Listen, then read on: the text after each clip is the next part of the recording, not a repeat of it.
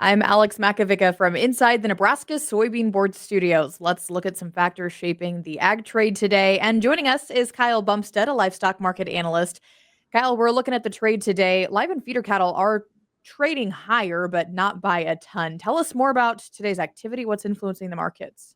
Well, that's a good question. Most of the influence here has been on a stronger cash market this week. We traded a lot of cattle at 223 here yesterday in the north, and I think we're probably going to maybe push higher next week from the sounds of it. I know a lot of show lists are priced higher for next week. They're priced higher, but whether the packer comes out and gives it or not, that's another that remains to be seen yet. So we are seeing these June live cattle. They're getting up over 210. That 211 high is going to be key for them to take out on a closing basis. So if the speculators are wanting to get short or along those lines, there's a good number there at 211 to kind of lean against.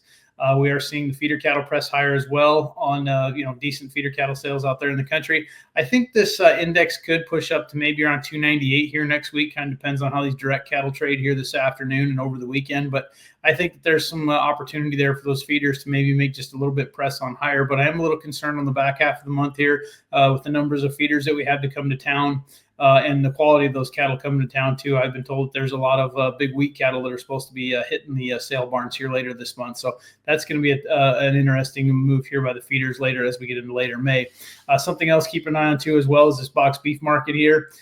We have seen both up and down this week. So it'll be very interesting to see if the consumer continues to pay up for boxes or for choice cutouts, or if we see any slippage there as we move into the holiday season and the grilling season. You look at the cash trade and it's like a broken record. Like cash trade is higher, cash trade is higher. Yep. When might it slip a little bit? What should traders be watching for?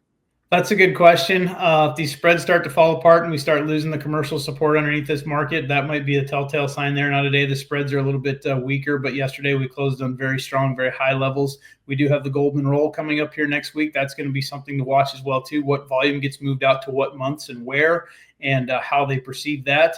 Also, the cash market, as far as that goes, when the calf feds start hitting the show list, that could have a little bit of an effect on things as well too. Because seasonally, we still run into higher numbers of calves as we get in the summertime. Mm-hmm. Absolutely. All right, Kyle Bumstead is joining us. He'll be on this afternoon's channel Final Bell to break down more of today's market activity. I'm Alex Makovica from inside the Nebraska Soybean Board Studios.